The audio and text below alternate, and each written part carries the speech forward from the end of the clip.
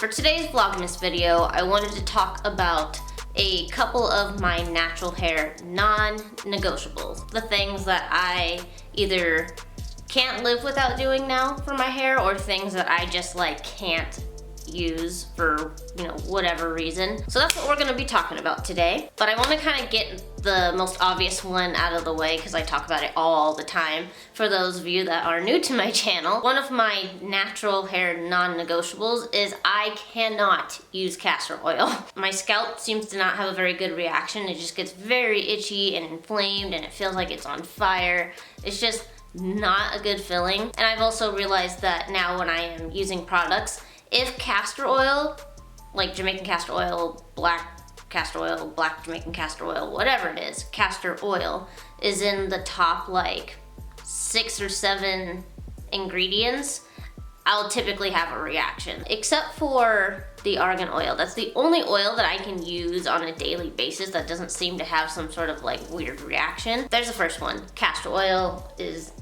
I can't use castor oil. Number 2, definitely wearing a bonnet. I have to wear a bonnet. One of my like top pieces of advice for people going natural when they say, you know, what do I need when going natural, or what do I need to keep my hair healthy? I'm like, get a satin bonnet. I think one of the keys, especially for type 4 hair, one of the keys to kind of like growing and maintaining healthy type 4 hair is protecting it at night. You know, you're putting all this work and all this TLC into it, and if you're not like protecting it at night and it's just rubbing against your cotton pillowcases and stuff, it's just breaking those ends off. It's making your hair dry, and you're basically sabotaging everything you've done, all the effort that you've put into it. And you don't even have to start with like an expensive bonnet.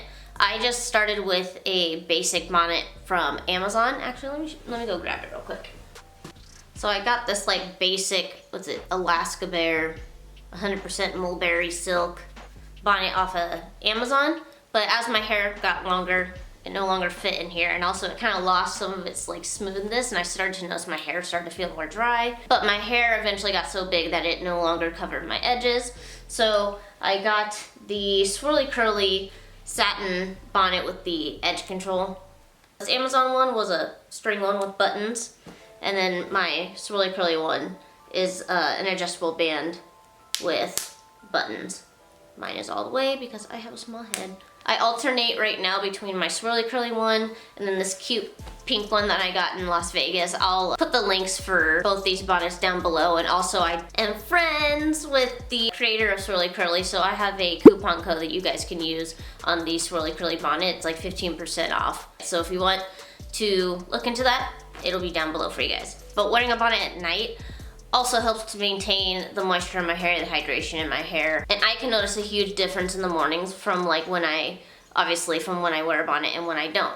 You know, my hair's easier to work with in the mornings when I wear a bonnet, and when I don't, it's dry. You know, I'm just basically re-adding more and more product, whereas with the bonnet, you know, sometimes I don't even have to reapply product. I just kind of fluff my hair out and we're good. Number 3, something else I've also talked about recently a ton about, which is getting shampoo on my scalp. I have realized now that shampoo, for me, is meant more for my scalp, clarifying and detoxing my scalp, because if I don't do this at least once every 1 to 2 weeks, yeah, I'm gonna say like 1.5 weeks, my scalp goes nuts. Even if I do shampoo and wash my hair, but I don't get it to my scalp, it's almost kind of like, what was the point of the wash day? It's just kind of have like wasted my time almost. So that is why, you know, I am really adamant about using bottles with like a little nozzle. That way I can get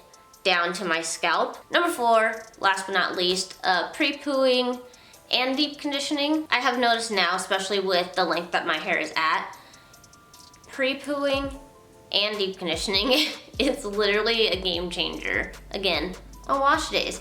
I've noticed that when I pre-poo, for my pre-poo step, it's usually olive oil that I'll use, and I'll just squirt that all over my scalp, all over my hair, and then I obviously tie a plastic baggie and then use my hot heads cap on it for like 20, 30 minutes, right? What this does for me is it drastically helps with the detangling process, because my hair is softer and a bit easier to work with at that point. And my hair also tangles less during the shampoo step as well. And it also helps me to section during the shampoo step, because again, my hair is, you know, kind of let loose a little bit. And then with deep conditioning, I've noticed that even if I pre-poo and I don't deep condition, I feel like I have to use more product after my detangling process. So let me explain. So my wash day routine typically goes pre-poo, shampoo, deep condition, then use a conditioner to detangle, and then my leave-ins. But if I don't deep condition, one, I feel like detangling my hair after the shampooing process, even with the rinse out conditioner, it takes more time. Two, my hair feels drier because again, I feel like the deep condition, the whole purpose of like deep conditioning is to like re-add that moisture into your hair after the shampooing process. Kind of like conditioner, but like a little more intense, especially with, again, my hair getting longer and needing a little bit more. This step has become, you know, pretty vital in my wash day routines. I also find that the deep conditioning process also helps, again, with moisture on get moisture and hydration, nutrients, whatever, to my scalp, and then it can be rinsed off. So it's not like a permanent product that's staying on my scalp. It's my scalp's chance to kind of like refresh and revamp itself. So yeah, right now, those are my natural hair non-negotiables. I'm pretty sure the list will get longer the further I get into my natural hair journey. I'm kind of interested to see what else is added. But right now, it's just those 4 things. Let me know what your guys' natural hair non-negotiables are, if any of them are the same as mine that I've listed. But yeah, I hope that you guys have enjoyed today's Vlogmas video. Please don't forget to click that subscribe button. Keep blooming, and I'll see you tomorrow.